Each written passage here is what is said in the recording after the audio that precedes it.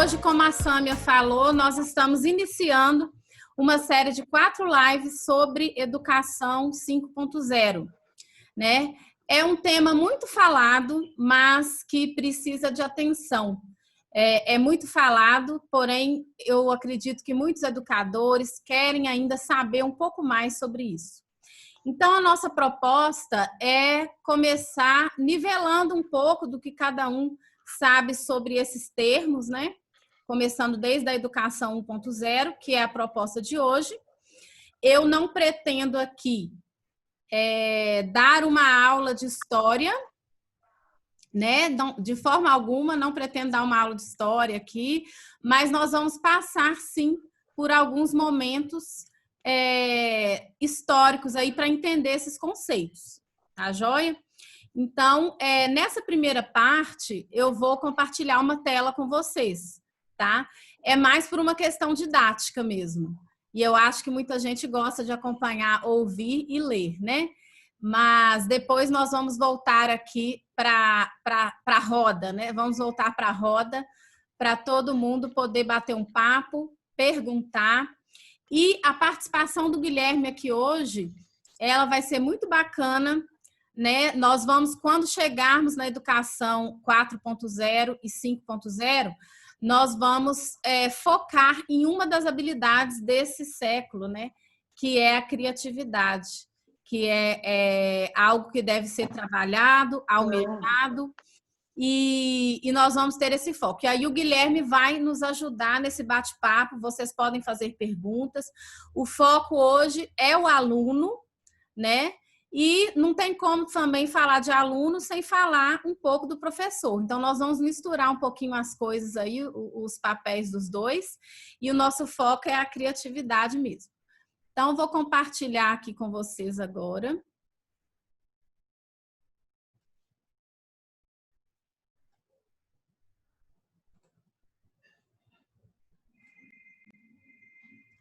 Já deu para ver aí, tranquilo?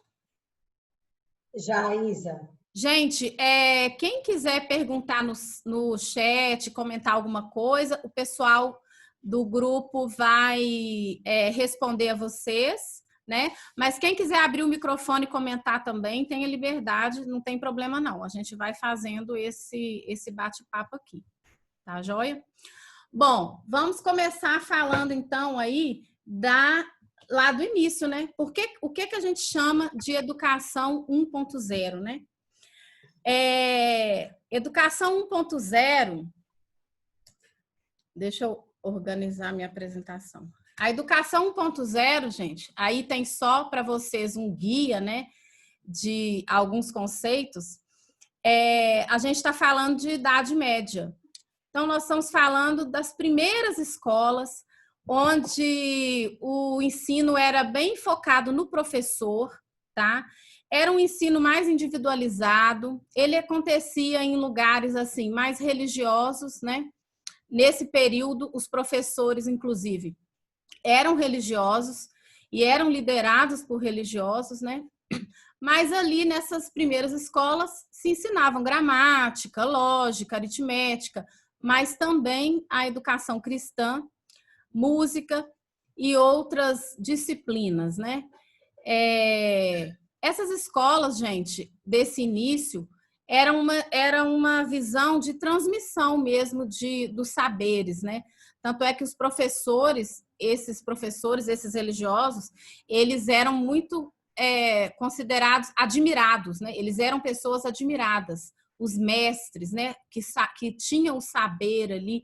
E os seus alunos, que poderiam ser chamados até de discípulos, né, ficavam observando, admirados com o saber, e isso era muito baseado em leituras, em aulas expositivas e nesses tipos de ensino, né?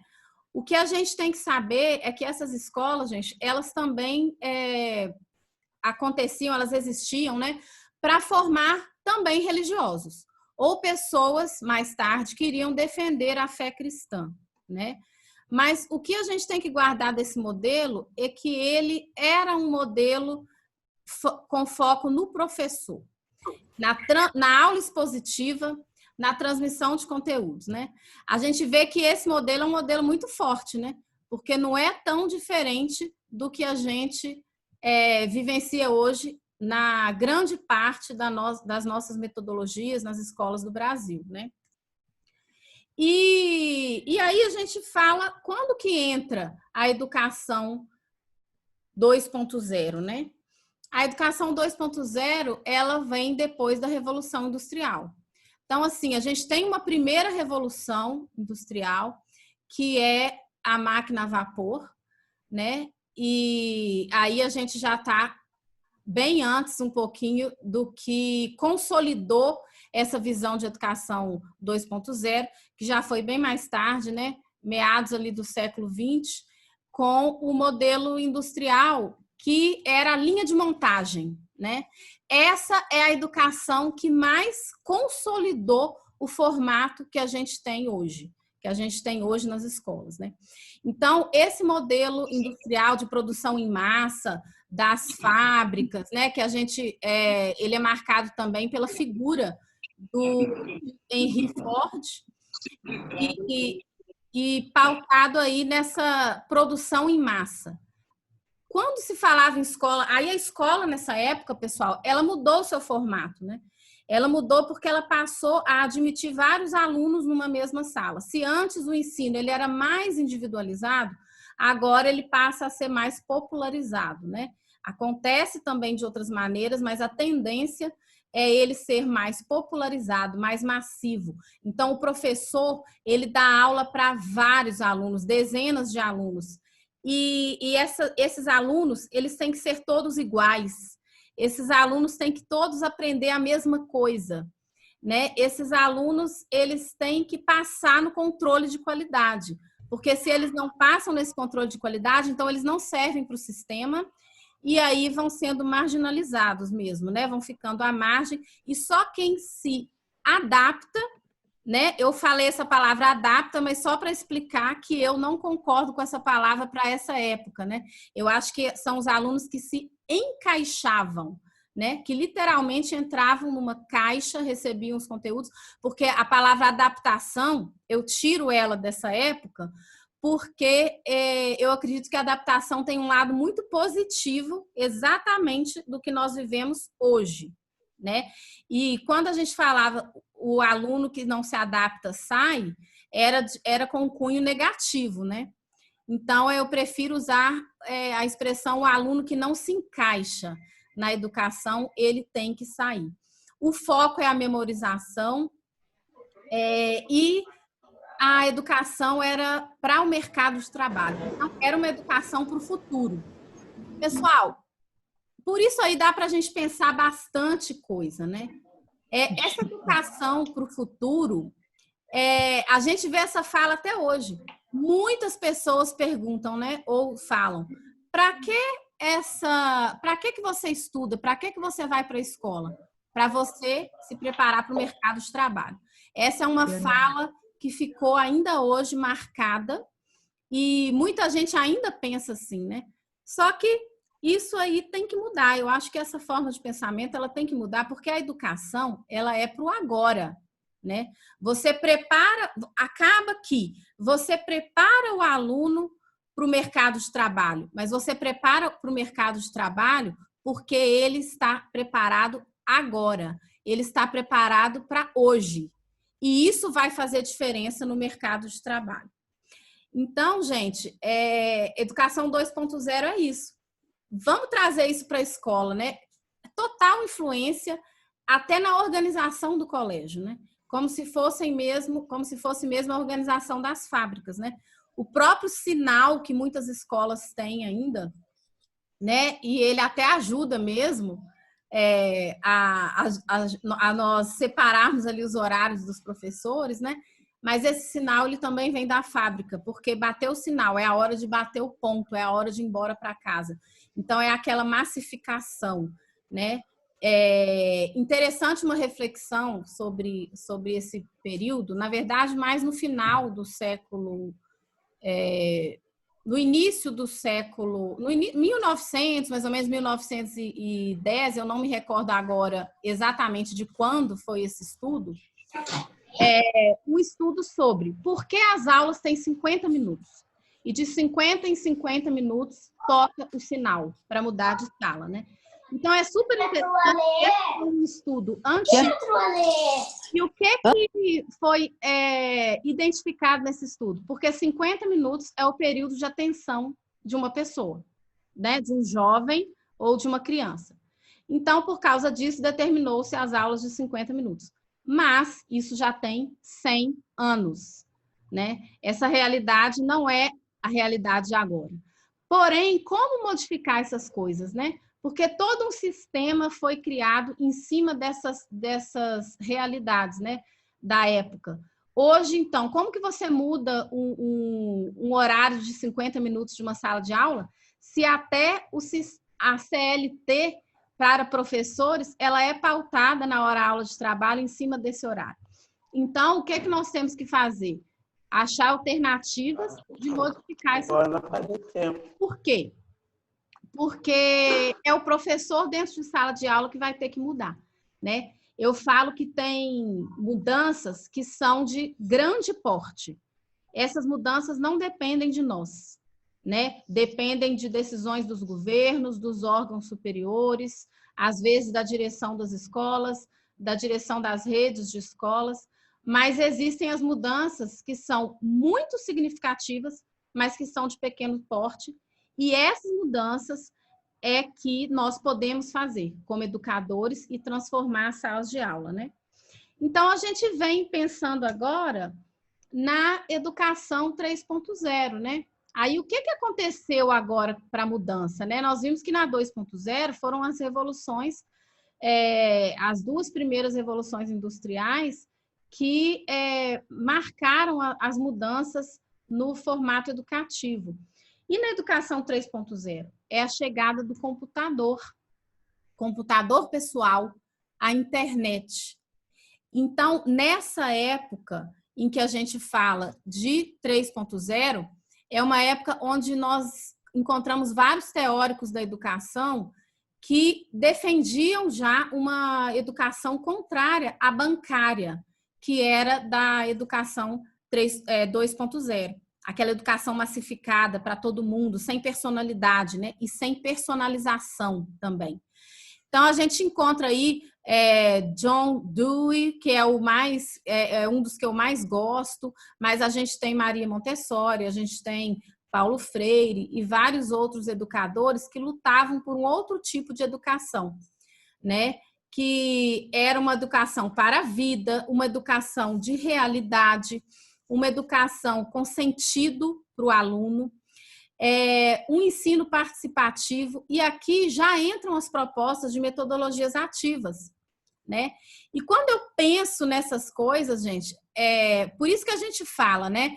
Metodologias ativas, quando a gente fala de metodologias ativas, não é algo novo, não são novidades, são coisas já há muito tempo debatidas e faladas.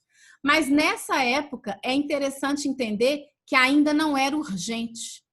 E a escola, ela, infelizmente, a escola em geral, que eu falo, né, a educação em geral, ela é lenta, né, para absorver as mudanças. A educação, ela continua sendo tradicional nesse sentido de que ela quer segurança, né? Então, por que muitos não mudaram, mesmo com esses teóricos da educação fantásticos, que falavam nas suas épocas, né? E nós estudamos até hoje sobre eles, mas por que só agora eles começam a fazer sentido, né, para grande parte das escolas e para grande parte dos educadores? Nós vamos chegar lá para saber por que só agora. E por que na época deles, eles tiveram expressividade, sim, tá? Eles tiveram expressividade, mas por que tudo não foi transformado de maneira disruptiva? Por exemplo, assim como nas revoluções industriais, o que marcou uma mudança disruptiva na organização das escolas, né? Eu encontro respostas para essa pergunta no fato do momento da sociedade, né? essa sociedade do século XX é uma sociedade ainda previsível. Entrou, sim, a internet, entrou, sim, o computador, a visão de muitas coisas foi expandida, porém, era ainda muito previsível. O aluno, ele era conhecido, né? Você sabia o aluno que estava dentro da sua sala de aula. O acesso à tecnologia, apesar dela ter entrado e influenciado, ainda era menor do que hoje. Então, esse aluno sabia que o conhecimento ele ia achar no colégio, ele sabia que quem ia responder as suas perguntas era o professor. E aí, na minha visão, a escola se acomoda com essa previsibilidade, né? Ela se acomoda com isso e ela é lenta nas suas mudanças. Porque, gente, afinal de contas, se está dando certo, entre aspas, porque tem os muitos excluídos do colégio, né? Mas se a educação está funcionando, massificadora, padronizada, né? E menos trabalhosa, por que mudar? Por que eu vou entrar com coisas diferentes? Então, a escola se recusa de certa maneira. Então, são poucos os colégios inovadores nessa época, né? Eles não são realmente muitos. A gente tem até exemplos disso, né? Tem um livro bem interessante sobre esses colégios, chama A Volta ao Mundo em 10 Escolas, esqueci o nome agora, que é bastante bacana, falando sobre essas escolas que se destacam, né? E eu acho que isso é uma coisa triste, porque não deveria ser uma exceção tão grande a ponto de se destacarem poucas, né? Deveria ter feito uma mudança maior, mas não fez por causa da sociedade que ainda era previsível demais. E aí a gente podia caminhar com tranquilidade da mesma maneira que sempre se caminhou. E aí, gente, qual que é a diferença para a educação 4.0, né? Uma coisa interessante que eu acho bacana de falar aqui é que todo mundo já deve ter ouvido a frase: nós temos uma escola do século XIX, que é a escola da educação 2.0, né? Escola padronizada, né? Onde todo mundo aprende a mesma coisa, né? Uma coisa interessante que eu não falei da 2.0, mas eu vou falar agora, é que o aluno ele é um produto, né? Porque ele vai vir para o mercado de trabalho. O currículo é o que vai legitimar esse produto. Então, ele é ali a memorização de conteúdos que ele precisa para repetir ações, né? Ele não precisa tanto pensar. A prova é um controle de qualidade. Então, se o aluno passa na prova, ele passou no controle de qualidade. Então, ele está apto. Se o aluno não passa na prova, ele não está apto para o mercado de trabalho. Então, esse aluno sai da escola e ele vai ocupar posições de trabalho com com os menores salários, né? Os cargos menos desejados, porque esse não se adequou, ele não se encaixou na escola. E na educação 3.0, né, mesmo que comece tudo isso, que comecem essas mudanças, né, ainda são como exceções. E na educação 4.0, a gente já tem uma mudança mais radical, porque agora nós estamos na era digital. E hoje, inteligência artificial, os dispositivos conversam entre si, né? Nós temos armazenamento em nuvem, a robótica hoje, né, da inteligência artificial, tem muitas coisas incríveis, fantásticas. Eu observo os avanços tecnológicos, eu fico boba de ver quanta coisa inteligente as máquinas estão realizando e o mundo hoje mudou. Então, antes de eu responder agora a pergunta que eu mesma fiz, por que na educação 3.0, então, as mudanças não foram tão expressivas? Vou falar um pouquinho para vocês da 4.0. Ela é, na verdade, gente, um upgrade da 3.0. Porque a 3.0 a gente já tinha internet, a gente já tinha o computador, mas a gente não tinha avanços tecnológicos tão exponenciais como a gente tem hoje. Então, quando a gente fala em educação 4.0, nós estamos, na verdade, falando de um upgrade da educação 3.0.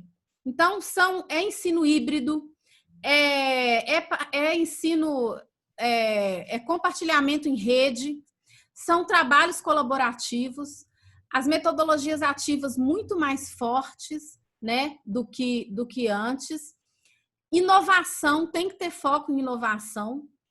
Então, a gente pensa, por que agora tudo isso parece novo? Por que parece que as metodologias ativas fazem sentido agora? Então, eu respondo isso para vocês, gente, porque a sociedade agora é outra. Nós estamos no mundo VUCA, né? O chão não é mais firme para você pisar. Você precisa praticamente nadar. Você não sabe, o aluno que vai chegar na sua sala, o que ele tem de bagagem para te oferecer. Porque esse aluno, ele é hiperconectado. Eu falo que ele é comunicaholic. Ele vive a comunicação, ele respira a comunicação. Esse aluno, ele tem um acesso gigantesco hoje a todo tipo de conteúdo que ele quiser buscar, né? E esse aluno, ele é um aluno muito mais ligado, né? Certa vez eu falei o seguinte, se nós nos compararmos, né?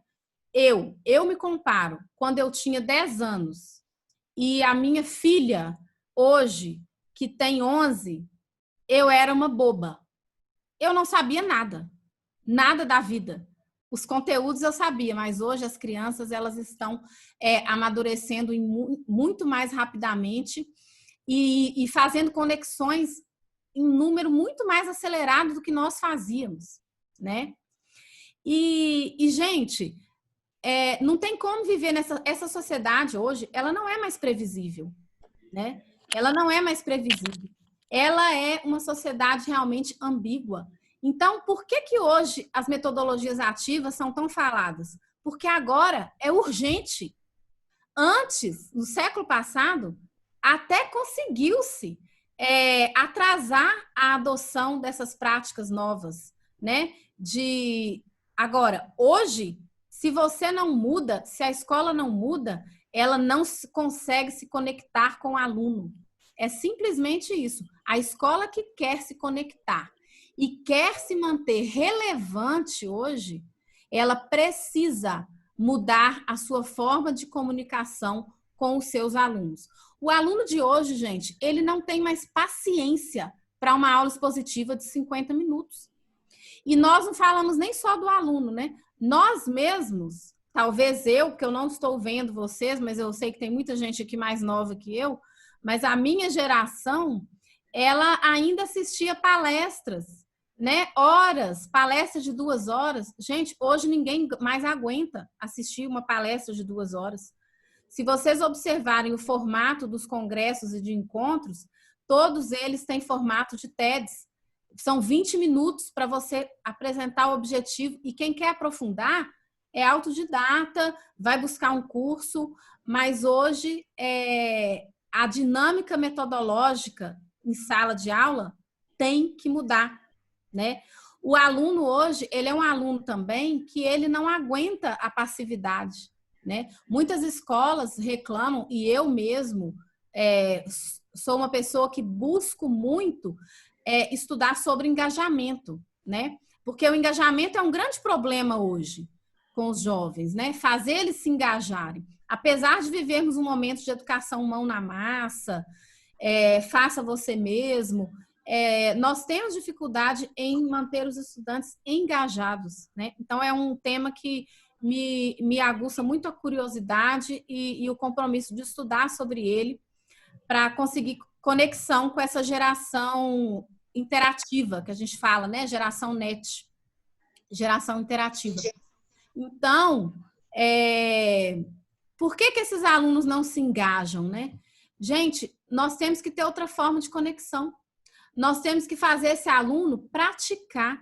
Agora, nas aulas online da pandemia, né? Eu tenho 2 adolescentes em casa. Então, eu vejo claramente a diferença de engajamento deles quando eles estão assistindo uma aula e quando eles estão produzindo junto com o professor alguma coisa. Usando aplicativos, que seja, ou com propostas onde eles têm que fazer alguma coisa em casa. Gente, o engajamento é outro. Porque o aluno mesmo, a gente fala que o aluno é passivo, mas ele não quer ser passivo, né? E a gente tem que acreditar e delegar coisas para ele, né? A gente tem que fazer por onde ele se engaja ali com a gente. E por isso que a educação, ela é muito focada em inovação, né? Não é que o professor hoje, ele vai ser um superstar, né, na sala de aula. Nossa, ele tem que chegar com novidades, eles têm que todo dia, como se ele fosse um artista, né, um ator ali na sala de aula. Não é essa a questão. A questão é buscar meios de fazer o currículo ter sentido para esse aluno e engajar esse aluno. Bom, pessoal, aí a gente vai terminando aqui, para a gente entrar na parte das nossas conversas, né? Na educação 5.0. Nossa, mas então já estão falando de educação 5.0? Pessoal, a única diferença da educação 5.0 agora para as anteriores, né, próximas a ela, são as competências. As competências principalmente socioemocionais, né? Porque quanto mais tecnologia, mais a gente precisa de humanidade, né?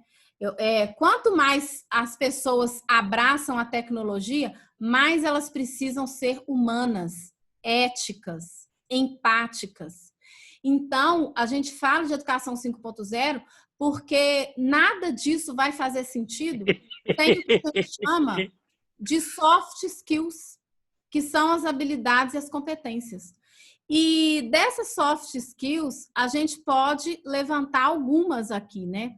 Tem a adaptação, que eu falei que por isso que eu não gosto de falar dela lá atrás, na educação 2.0, porque ela é muito positiva. Se o mundo muda tanto hoje, gente, a adaptação é constante e principalmente multicultural, porque hoje, com o acesso sem limite de espaço, né, nós nos relacionamos com todo tipo de gente do mundo inteiro. Nem a língua mais é uma barreira, porque você pode falar hoje com pessoas de todas as línguas, porque a tecnologia te permite traduções, inclusive, te permite entender tudo isso, né? Trabalho em equipe é outra soft skill super importante hoje em dia. Tem que saber trabalhar em grupo, né? Isso é uma coisa que eu acho interessante que a pandemia trouxe, porque os alunos começaram a trabalhar... o trabalho em grupo antes, gente, era um problema na escola. Porque como que você deixava alunos adolescentes um ir para a casa do outro? Então, você tinha que trabalhar só na escola. E muitas vezes os professores evitavam trabalhar isso na sala de aula, né? Hoje, eu vejo os alunos marcando reuniões em plataformas virtuais diferentes, dividindo responsabilidades, e eu acho isso maravilhoso. Eu babo quando eu vejo essas coisas acontecerem com os alunos. São competências que nós, da geração, de gerações passadas, demoramos a aprender. E olha que muita gente ainda hoje no mercado de trabalho não sabe trabalhar em equipe, né? Então, outra soft skill também que eu apresento dessa maneira é positividade, gestão do tempo, motivação, flexibilidade, né? Você tem que ser muito flexível, porque você tem todo tipo de opinião chegando para você e você tem que abrir mão de muitas coisas. Outra muito importante é a resolução de conflitos, né? Tem que ter muita sabedoria. Interessante que esses dias eu fiz um curso diferente. Eu resolvi arriscar e fazer um curso diferente. O curso chamava Conversas Difíceis. Como conduzir conversas difíceis. Gente, como eu aprendi nesse curso? Aprendi tanto para a minha vida pessoal, com meus filhos, com meu marido, com meus amigos, quanto profissionalmente. E isso tem que ser ensinado também. A gente tem que saber resolver conflitos, né? Ver os pontos de vista. Pensamento crítico, capacidade de tomar decisões, às vezes, rápidas, né? Eu falo que hoje a gente tem que ter, gente, pensamento de startup, tá? O que é o pensamento de startup? Você tem que ter coragem de pegar a sua ideia, colocar ela em prática, e se não der certo, você vai mudar, você vai sair daquilo, você vai propor outra coisa, ou você vai aprimorar. Eu falo que o pensamento startup é essencial hoje para a sobrevivência, não é à toa que as startups hoje estão se transformando em grandes empresas, né? E muita gente investindo nesses grupos que crescem, porque são excelentes ideias, né? É bem interessante. E tem hoje, gente, uma soft skill que a gente vai conversar sobre ela, que é a criatividade. Então, nós vamos falar sobre a criatividade. Aí eu vou tirar a minha tela agora daqui, porque aí a gente vai conversar um pouquinho também com o Guilherme e quem tiver questões também para falar sobre isso. Eu acho que essa habilidade, essa soft skill, é uma das mais importantes, incríveis. Gente, primeira coisa, quando eu penso em criatividade, logo vem à minha mente um texto de um cartunista famoso, chamado Enfield. Então, ele fala que a inspiração, né? Eu ligo muito a criatividade à inspiração. Ele fala que a inspiração é um Doberman que está atrás de você. Ou seja, pronto para atacar. Cria logo, porque ele vai te atacar. Então, a gente pensa, às vezes, que ser criativo ou ter inspiração são dons, né? Que Deus deu para alguns sortudos, né? E as pessoas afirmam isso, internalizam isso para justificar até para si mesmas o fato delas não criarem. E não é assim, né, gente? A criatividade, a gente vê pelo exemplo de Enfield, que é um exercício, né? É um exercício criativo. Para criar, você precisa só se esforçar. No caso dele, o jornal ia sair na manhã seguinte. Ele não tinha escolha, ele tinha que criar. E ele era um grande criador, né? Ele era um artista mesmo nas suas criações. E nós podemos ser assim também nas nossas áreas. Tem que ter esforço, tem que ter coragem e tem que ter repertório, né? Então, a dica que eu dou aqui, né? Já estou dando dica, para você aumentar seu repertório. Tem que assistir filme pra caramba mesmo, tem que ler livro, tem que fazer curso. Isso vai aumentar o seu repertório, isso vai ser fonte de criação. E, gente, você pode ter certeza, quando você precisar criar, esse repertório vem à tona. Eu falo que o cérebro humano, ele é desconhecido ainda, ele tem potencial desconhecido. Nós temos vários estudos sobre o cérebro humano. A neurociência veio trazer muitas contribuições, mas o potencial completo do cérebro ninguém conhece ainda. Então, você pode acreditar nele. Na hora que você precisar, o seu repertório vai te trazer as coisas à tona, né? E tem que ser um exercício mesmo. Tem que aproveitar. Gente, oi. Olha, desculpa te interromper, mas é que a sua fala foi brilhante. Eu amei a sua apresentação. E tem muita gente aqui concordando com você e eu estou aqui me matando de digitar para responder. Tem muita gente contribuindo, dizendo que é isso mesmo, que a gente precisava ter uma evolução. Vou dar só uma resumida, tá? Depois você olha o chat. Tem muita gente dizendo que a gente precisava dessa mudança, a escola precisava ser a primeira a se revolucionar, e no fim ela está sendo a última, e precisou acontecer uma pandemia para ela se revolucionar.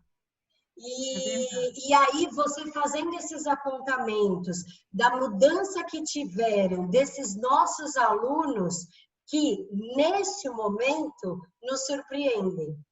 Tem uma contribuição muito boa da Tayane, dizendo que os alunos dela surpreenderam ela. Se ela ficar à vontade para falar, eu vou pedir para ela falar. Tem a contribuição da Adriana Campos, da Annelise, dizendo uma questão que antes o currículo era importante, onde você estudava, qual foi a sua faculdade, e hoje isso já está mudando também, o que é de fato importante, mas eu vou me empolgar como você se empolgou, vou deixar o Guilherme falar agora. Eu já vou passar para ele. Gente, tem alguém que pediu bibliografia, eu vou passar alguma coisa assim para vocês. Mas, pessoal, quando vocês pensarem em criatividade, eu gosto muito de uma fala do criador do teste de QI, tá? Que foi Alfred Binet. Ele mesmo que criou o teste de QI, que foi usado para determinar e pôr um ponto final na inteligência das pessoas, né? Ele disse que nós podemos aprimorar a nossa atenção, a nossa memória, o nosso julgamento, literalmente nos tornarmos mais inteligentes do que jamais fomos, né? E aí, o Guilherme, ele tem bastante coisa para nos falar sobre criatividade. Então, Guilherme, para introduzir a fala aí, eu queria falar o seguinte para você. Recentemente, eu tive contato com o conceito de confiança criativa, né? E eu achei super interessante. Inclusive, descobri que tem um livro que tem esse nome, né? Pelos criadores da IDEO. E eu fiquei super interessada, está na minha lista de leitura. Mas eu queria saber se você podia falar um pouquinho para a gente sobre isso, confiança criativa, para desenvolver isso no aluno. O que você pode nos ajudar? Legal.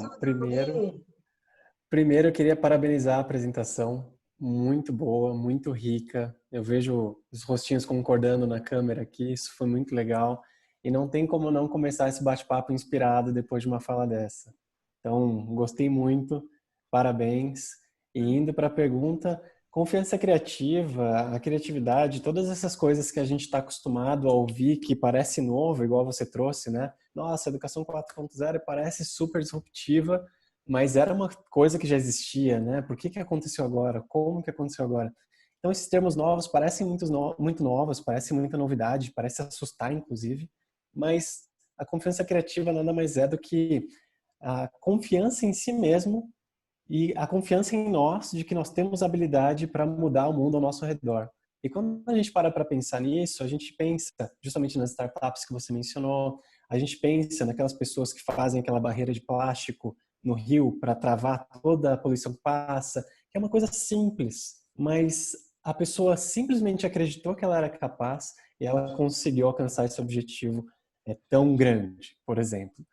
Nesse caso do rio, eu li recentemente que a pessoa tirou 2 toneladas de lixo de um rio no Paraná nos últimos 2 meses. Então, olha só que loucura, né? Tem, inclusive, um livro sobre isso, né? Igual você bem trouxe. Eu não tive a chance de ler o livro ainda, mas esse é um tema que está surgindo, que está aparecendo cada vez mais, e é muito importante a gente, ao mesmo tempo, ler sobre esse conteúdo, mas, ao mesmo tempo, lembrar de que as coisas têm nomes novos, mas são coisas que a gente já viu, coisa que a gente já viveu, e que, enfim, nada que a gente não consiga aplicar, melhor ainda. Ô, Guilherme, quando a gente fala de aluno criativo, você tem uma boa definição para a gente de aluno criativo? O que seria esse aluno? Tenho sim. O aluno criativo, ele é um aluno normal. Essa é a verdade, né? A única diferença do aluno criativo para o aluno não criativo é justamente o processo que envolve ele, a atmosfera que envolve ele. A gente gosta muito de pensar, e tem vários estudos que trazem isso, né? O George Land, por exemplo, é um cientista que eu gosto muito de trazer, porque ele defende fortemente de que a criatividade é uma habilidade aprendida. E se a criatividade é uma habilidade que a gente pode exercitar como se fosse um músculo, a gente também pode aprender a não ser criativo. E é justamente isso que o sistema de educação promove de alguma maneira, né?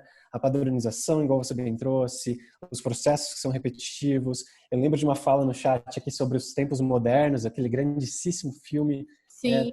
Tudo isso ensina a gente a ter um comportamento não criativo. Então, para mim, o aluno criativo é um aluno normal que foi inserido em práticas que têm significado para ele. Então, ele foi envolvido, por exemplo, a geração de hoje, ela se expressa muito diferente das outras gerações. Ela se expressa muito por meio do vídeo, por exemplo. Às vezes a gente vai usar o TikTok e a gente fala, nossa, mas como é que isso faz sucesso, né? Mas o TikTok não é pra gente. O TikTok é para essa geração que se expressa por meio dos vídeos, que traz justamente essa comunicação diferente, que é hiperconectada, igual você mencionou. Então, se a gente não aproxima, se a gente não dialoga o contexto atual com essa criança, a gente vai ter uma aula expositiva de 50 minutos e, infelizmente, a gente vai perder essa criança no processo. Então, não é culpa dela, mas a criança criativa é uma criança normal. Isso é uma fala bem interessante, Guilherme, porque a gente às vezes fica tentando entender as coisas que fazem sucesso para essa geração, né? Então é o TikTok, aí quer entender, é o cantor tal. Nossa, isso não é música, né? O nosso papel não é gostar do que está acontecendo, né? É um papel de compreensão de conceitos. Por que que faz sucesso tal cantor? Existe uma representatividade ali atrás dele, né? Que gera uma identificação com os jovens. E aí, se a gente começa a ver por esse lado, a gente começa a se conectar melhor, né? Eu mesma já tenho um tempão que eu instalei o TikTok no meu celular, né? Ainda não consegui fazer um vídeo bacana, assim. Minha filha fez alguns lá no meu perfil. Eu mesma não fiz ainda. Mas... Não abre o jogo. Você... Deixa eu ler uma fala da Adriana que ela mandou aqui no privado para mim. Uma coisa bastante legal que aconteceu com os alunos foi a realização do Movie Maker em livros paradidáticos. Ao invés de realizar as provas dos livros paradidáticos, eles criam um vídeo sobre o assunto do livro. Muito bom. Nossa, adorei saber disso. Imagina o Movie Maker de algum livro, sei lá, que a gente leu. Muito bacana, Adriana. Obrigada por contribuir. E tem alguém que escreveu aí também sobre livros, né? Eu quero puxar um gancho da fala do Guilherme, que eu tenho mais uma pergunta para ele, que vai sair aí do que ele mesmo falou, que a escola, ele falou que a criatividade, né? Ela é uma habilidade que ela é ensinada, né? Ela é ensinada e é desenvolvida. E que a escola, ela pode também não ensinar, né? Aliás, ela pode deseducar na criatividade, né? Então, uma das minhas últimas leituras foi um livro, aí eu vou mostrar, porque tem gente que pediu bibliografia, né? Que é esse livro aqui, ó. Jardim de Infância para a Vida Toda, tá? Ele é da editora Penso e fala por uma aprendizagem criativa, mão na massa e relevante para todos. Ele é do Mitchell Resnick. Tá aqui, ó. Tá ao contrário, mas vocês são habilidosos aí. Vocês têm criatividade para decifrar isso aqui, né? Depois eu escrevo no chat ali. Mas esse livro me chamou a atenção porque ele fala do jardim de infância, que é a educação infantil, né? E ele deseja que todo mundo viva uma educação infantil para o resto da vida, para todos os níveis de ensino. Guilherme, o que você acha, então, que esse jardim de infância, a educação infantil, ela pode ensinar todos os níveis de ensino? O que foi isso que ficou perdido? Essa é uma excelente pergunta e eu adoro entrar nesse tipo de discussão, assim. Especialmente porque quando a gente olha para o jardim de infância, quando a gente olha para a criança, quando está na primeira infância se desenvolvendo, ela é uma criança muito curiosa, ela é uma criança que tenta muito, ela é uma criança que faz de tudo, né? Até ouvir não. E até é engraçado, eu vou deixar uma lição de casa para vocês aqui, pesquisem depois quantos nãos uma criança escuta nos primeiros 7 anos de vida. É absurdo o tanto de nãos que elas escutam durante essa primeira infância. E esses nãos, muitas vezes, é uma maneira de você afastar a criança da prática, afastar a criança da oportunidade de construir um aprendizado, afastar a criança de realmente se desenvolver, de experimentar, de tentar. E esse comportamento, justamente, é o que a gente traz no nosso sistema de educação. Então, é exatamente isso que se perde nesse processo, nesse meio tempo. É o fato da gente ouvir muitos nãos, e o fato de a gente acatar muitos nãos, e o fato da gente parar de se expor, parar de tentar, parar de construir, parar de fazer. Esse é o principal motivo, eu acredito, assim, e lendo muito sobre isso. E, inclusive, quando comenta do George Land, que fala da habilidade como uma habilidade que pode ser aprendida, ele fala também que a criança nasce criativa, nós somos criativos. Então, é muito fácil fazer um exercício aqui de criatividade para saber se a gente é criativo ou não. A gente fecha os olhos, a gente pensa no próximo feriado, não sei quando que vai ser, mas supondo que seja no final de semana que vem. 12 de outubro. Pensei nele essa semana já.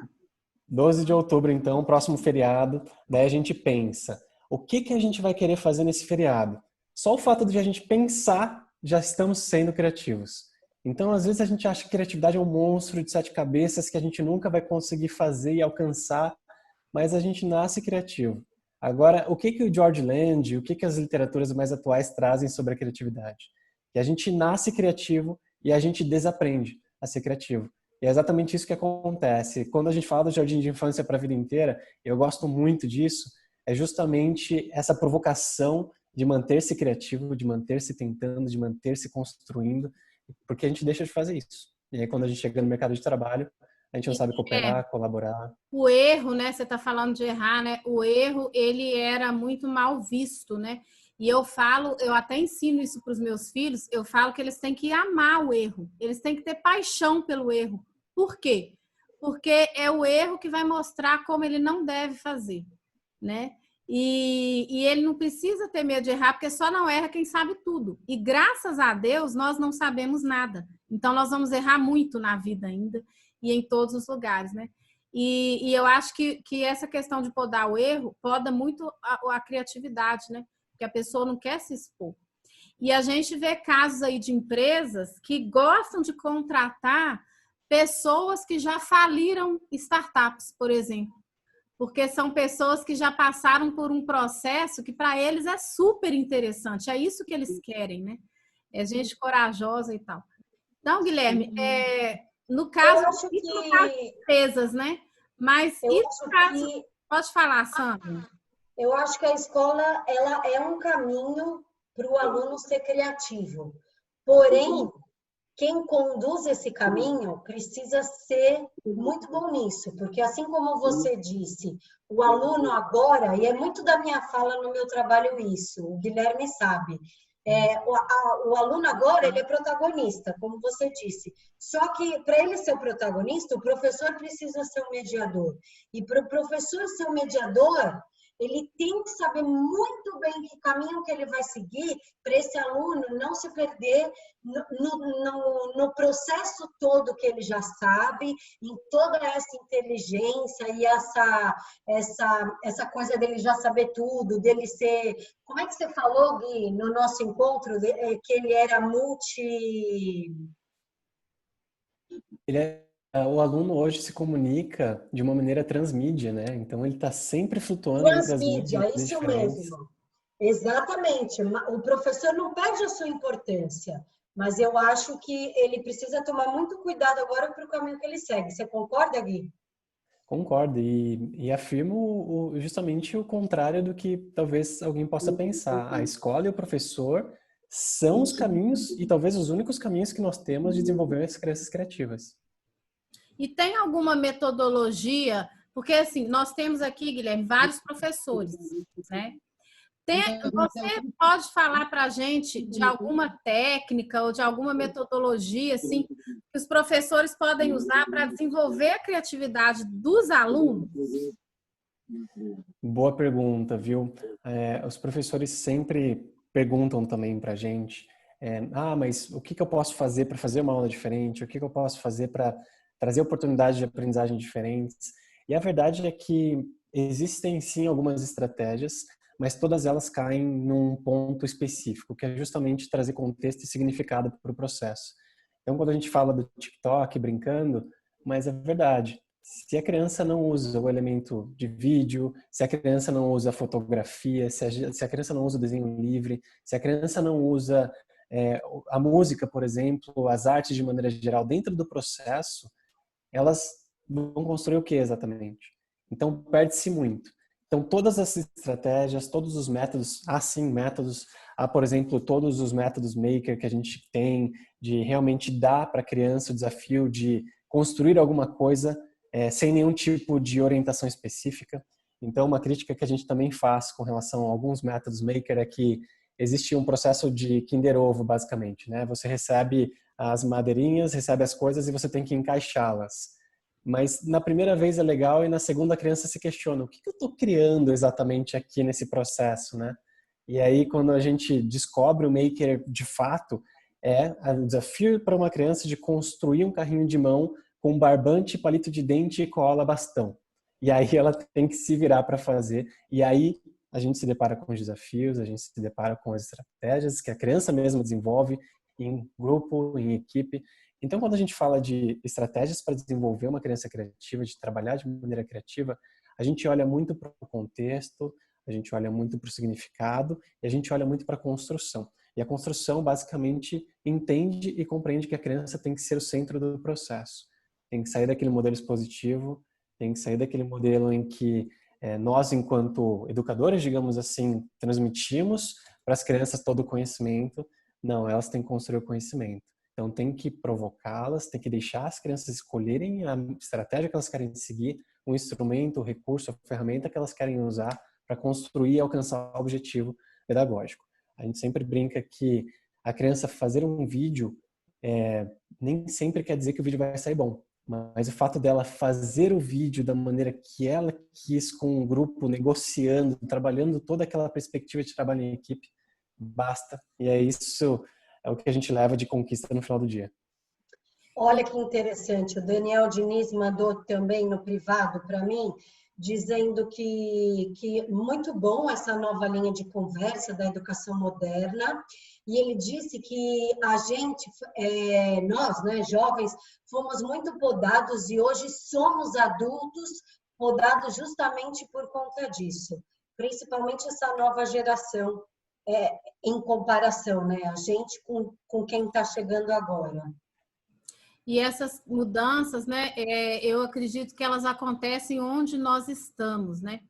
Quem espera mudanças primeiro nos outros, nas grandes instâncias, né?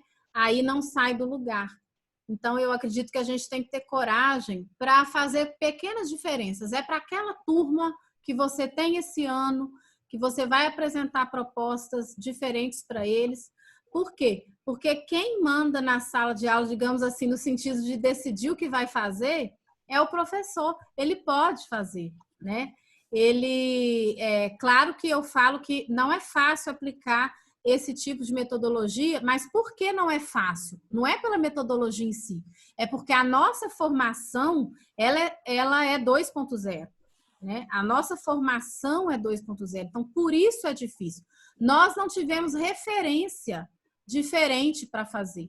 Então, é um passo gigante que nós damos, mas é possível dar e nós vamos ver a diferença. Porque aluno conectado, criativo e engajado, né, Guilherme? É isso que vai... esse é o resultado, é o sonho, né, que a gente tem. Olha, a Adriana mandou no privado para mim, peraí, Gui, trabalhar a inteligência emocional na nova geração é essencial para o aprendizado e criatividade. Também acredito nisso. A inteligência emocional também mexe muito com a criança de hoje em dia, né, Gui? Sim. Quando a gente fala de método, um dos que eu mais gosto é o Design Thinking. Muitos de vocês já devem ter visto aí diversas vezes. Esse, particularmente, que eu mais gosto. E adivinha só o que trabalha no Design Thinking? Empatia. Que é justamente se colocar no lugar de quem está do outro lado, entender o processo. Então, se alguém quiser realmente um método para começar o Design Thinking, é realmente o primeiro passo. Mas quando a gente entende e vira uma chavinha de que criatividade, de fato, acontece quando o aluno está no centro do processo, eu acho que tudo fica mais fácil. E a gente tem um site, né, para os professores que quiserem aprender, eu vou até colocar ele aqui no chat, né, que é exatamente Design Thinking para Educadores. E lá tem um material muito bacana, inclusive você pode fazer o PDF, fazer o download do material, tem outras ideias, eu coloquei o site aí para quem quiser aprofundar. Quando eu penso também se existe uma técnica, né, apesar que a gente também pode enxergar o Design Thinking como um mindset, né, para tudo, uma abordagem, sim, mas eu também penso muito nisso. Eu acho que, inclusive, tem muito a ver com uma outra metodologia ativa, que é a aprendizagem por projetos, né? Baseada em projetos também. Sim. Né? Tá muito ligado isso tudo aí. Pessoal, concordo plenamente. Quem gostaria de falar alguma coisa? Estamos caminhando aí para o fim. da nossa live, mas vocês querem ainda perguntar, tirar uma dúvida, fazer uma colocação? Olha, tem muita gente boa aqui hoje. Eu queria que todo mundo que escreveu falasse, porque só li coisas maravilhosas hoje. Ó, o Antônio acabou de mandar, Montessori já lembrava que educação é essencialmente desenvolvimento de potencialidades e criatividade nasce aí. É isso aí, eu preciso fazer fono, inclusive. Mas só para complementar também a última fala da Isabela, quando a gente fala de métodos, tem esses também, né? Tem o aprendizagem baseada em desafio, aprendizagem baseada em projetos, tem a aprendizagem baseada em problemas. Tudo isso é muito rico, mas o aluno está sempre no centro, né? Olha que sacada, né, que a gente teve ali. Que tal a gente perguntar como é que ele gosta de aprender? E eu vi outro dia Exatamente. uma que eu nunca tinha ouvido falar, aprendizagem baseada em fenômenos, né? Não estudei ainda sobre isso, eu ouvi falar, né? E O que achei seriam fenômenos? Os fenômenos naturais? boa pergunta, eu não sei. É uma coisa que eu quero descobrir, porque eu achei Essa eu bem também não interessante conheço. a abordagem, não conheço. Cadê a Natália? A Natália está aqui? A Natália tem um filho, a Natália caiu. A Natália tem um filho de 5 anos que ele sabe tudo sobre tsunami, furacão, ele sabe explicar tudo. Ele tem 5 anos. E é um fenômeno. Por isso que eu perguntei se seria um fenômeno natural ou não. Olha uma tarefa de casa para a gente aí, estudar sobre essa metodologia. Olha, a Tayane falou aqui uma coisa importante, né? Que nem sempre os professores conseguem dar uma aula espetacular, né? E aí ela se sente frustrada, né? Mas eu penso também sobre isso, que qual é o conceito de aula espetacular, né? Que a gente tem. Acho que a primeira coisa é conceituar isso. O que é uma aula espetacular para mim, né? Porque o que às vezes nós estamos, né, nos baseando em algum modelo inatingível, alguma coisa que nos deixa frustrados, cansados, porque o professor não está bem todos os dias, mas mesmo assim ele faz diferença. Eu acredito que a aula é espetacular exatamente quando o aluno produz. Então, não necessariamente o professor ele tem que dar um show ali na frente, igual eu falei, ou eu tenho uma conhecida mesmo, uma amiga minha, que ela contou para mim o seguinte, ela teve a seguinte experiência, ela deu uma aula na classe do 4º ano, não sei agora se era 3º ou 4º ano, sobre grandes navegações e sobre os portos, né? Esqueci de que turma que é essa matéria. E aí ela falou o seguinte, que o filho dela era aluno dela nessa classe. Ela preparou uma aula fantástica, né, na fala dela, com recursos, com tudo que vocês imaginarem. E quando chegou na hora de ir embora, no carro, ela estava super animada com aquela aula que ela deu, era a melhor aula da vida dela. E aí ela falou, meu filho, o que você achou da aula hoje que a mamãe deu? Nossa, mãe, essa aula foi o máximo. Eu só não entendi o que são portos. Não, gente, o que acontece? Eu acho que a aula é espetacular quando ela cumpre o objetivo, entendeu? O encantamento que a gente fala da educação é o encantamento do sentido para a vida e para o engajamento. Ela é espetacular quando ela cumpre o objetivo, né? Quando há uma apropriação de conhecimento que faz diferença para o aluno, que aí ele cresce, né? Ele sai da zona, ele vai lembrando de Vygotsky aí, ele faz o trajeto. Então, eu acho que é aí que é espetacular. Exatamente. Exatamente. E as crianças nos surpreendem. Mas, Tayane, não se cobre, porque o que eu tenho visto, e eu acho que os meus amigos aqui vão concordar comigo, é que o professor de março até setembro já mudou muito. A cabeça do professor de março até setembro, olha lá, Eliana está balançando a cabeça concordando comigo, já mudou muito. Então, é isso que importa. E o que a gente tem que lembrar sempre é que não acabou. E 2021 a gente pode evoluir muito mais. Concorda, Guilherme? Concordo plenamente. É muito inusitado ver que a pandemia veio para trazer esses efeitos colaterais, digamos assim, né? No avanço do uso das tecnologias e etc. E, ao mesmo tempo, é bom ver a evolução. Sim, sem exceção nenhuma, toda escola que eu converso fala, nossa, os nossos professores surpreenderam. Eu falo, claro que eles surpreenderam, eles são muito bons em dar aula. Vocês acham que eles vão deixar de dar aula? A gente precisa ajudar, apoiar e construir ali os elementos que eles precisam para realmente dar a aula deles. Então, concordo plenamente. Isso é bem bacana. Bem. A gente, é uma coisa que eu sempre falo também para quem trabalha comigo, né? Existe sempre uma versão melhor do que você é hoje. Então, isso aí é um aprendizado para a vida toda, né? Gente, finalizando aqui, que a gente já extrapolou um pouquinho, eu vou deixar para vocês uma referência bibliográfica. Eu até tinha escrito já no chat, mas eu vou mostrar aqui para vocês, que é esse livro aqui, Educação 5.0. É um livro recente, tá?